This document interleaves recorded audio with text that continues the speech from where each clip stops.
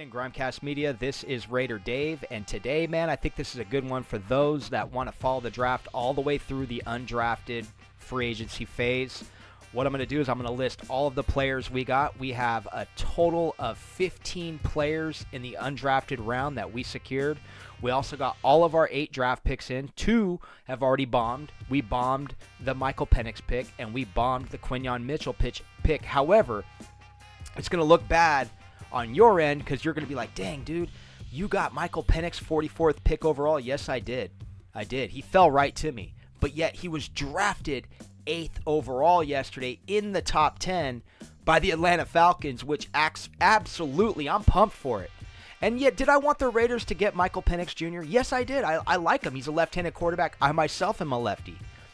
However, this quarterback class didn't strike me like as one of the best quarterback classes I've ever seen, even though 6 quarterbacks went in the top 11. Teams are desperate for quarterback, and not only that, look at what Patrick Mahomes has done in the league since he's come into this league.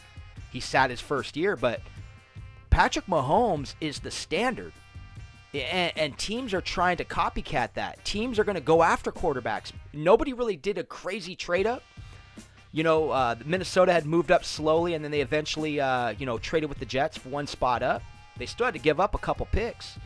But the thing is that, I'm glad the Raiders didn't get a quarterback in the first round. I mean, it would have been better if a quarterback would have fallen to them, but I'm actually relieved that they didn't, man, because I'm still unsure of this class, and I want superstar power. I think, and the Raiders already showed they could beat the Chiefs. They beat them with a good defense. They add another playmaker in Brock Bowers, so I know I'm rambling a little bit there, but I just wanted to vent a little bit that the urgency for quarterback is just overblown. Aiden O'Connell can compete. I'd like to see him get another chance. You got Gardner Minshew. Gardner Minshew, you never know what he's going to be in the NFL. He's shown stints as Jacksonville's quarterback, even his time in Indianapolis. Now, his time in Philadelphia, he served as the backup, so you really didn't see or get a chance to evaluate him, but you never know what he is in the making. So I'm excited to share this, for anybody that's interested in this, man. I'm going to pop the screen up. But I just kind of want to disclose how things went down in this draft, and that I was offered a ton of trade opportunities to get a quarterback in this draft that we're in, because they're like, hey, man, we know the Raiders are after quarterback. You sure you don't want to deal? You sure don't want to deal? And I just played patience, man. I played patience, and I let Michael Penix fall to me at 44. I get a plus 36 points. I got a top 10 player. The Raiders were drafting at 13, and so I'm looking at it from like if you're playing fantasy football, I'm playing a fantasy draft is what I'm doing. But except there's no computers involved or anything. This is 32 internet general managers playing the role. And what we're doing is we have to do our own scouting. We have to put up scouting reports, the reason why we took the player, filling position needs. You got to look good on your end. You can't screw up everybody's draft. I mean, like I said, in the hype for Michael Penix, the top 15 hype or first-round hype for Michael Penix, it only arrived a week ago in the news. So, so like I said, long-winded on it. Where are we at? 3 minutes? So right there, dude, long-winded, boom, right here. You see how I got him right here in the second round, the 12th pick in the second round, pick number 44 overall. And then he gets drafted 8th overall to the Falcons. So huge points. So if you're playing and competing like I am with these other 31 GMs, I'm stoked. Look what I got. I got a top 10 pick with my 44th overall pick. So like I said, I'm still happy about that. And you know what? And I'll be honest, I'm really not fazed that the Raiders didn't get one of these quarterbacks. As much as I liked Michael Penix and I liked Jaden Daniels, there's something to like there with Caleb Williams. But once again, it wasn't jumping out at me like, hey, the Raiders need to trade the farm to get these guys. Now, Quinyon Mitchell, I'm a huge fan of.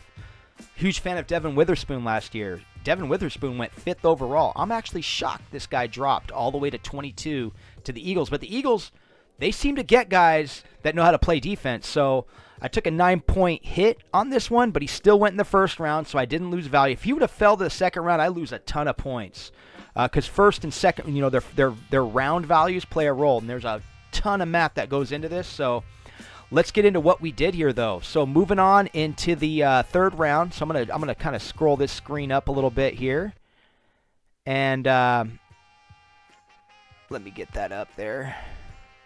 So In the third round, with the 13th overall pick in the third round, that's the 77th overall pick in the draft, the Las Vegas Raiders, they get Blake Fisher, offensive tackle from Notre Dame. I have a report on him. I'll pull that up. But also, another player here, 4th round, number 112 overall in the draft. They get Bo Leamer, dude. Offensive guard from Arkansas. He played center last year, but you got to look this dude up.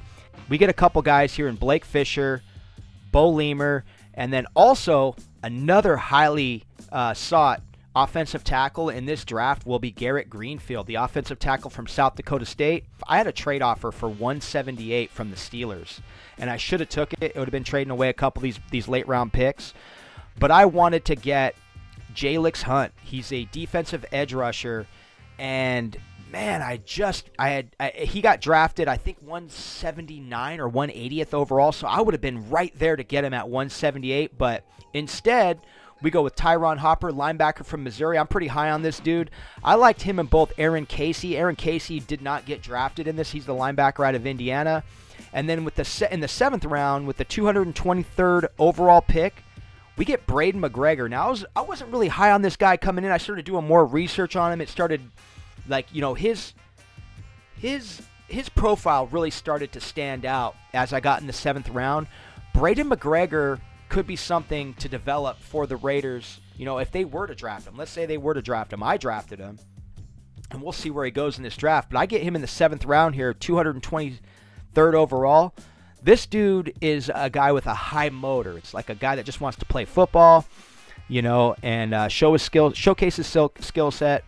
So, and the Raiders have 2 picks in the 2nd round. So with their last pick in the 7th round, and that's pick number 229, they get Jordan Jefferson, the defensive tackle out of LSU. One guy I want to talk about here is Dejon Edwards, the running back from Georgia. You know, with us losing Josh Jacobs, a lot of mock drafts have us getting a running back in the mid-rounds. You know, it might not be necessary to even draft a running back, because right here in the undrafted class, maybe he's a 7th round pick, maybe he goes undrafted, but this running back out of Georgia is a type of dude that has the nose for the end zone. He had 24 career touchdowns at Georgia. Nobody's talking about that. And he's a great blocker. He's a hard worker and a guy, like I mentioned earlier, you want guys that are going to show up to practice. This guy's hungry. This guy would be great to pair back up with Zamir White. And then now you got Brock Bowers there. So, you know, you're getting some continuity. If we're able to get this guy in the later rounds or in the undrafted class, keep an eye on him. Now, Carter Bradley, he was one of the more intriguing quarterbacks out of South Alabama.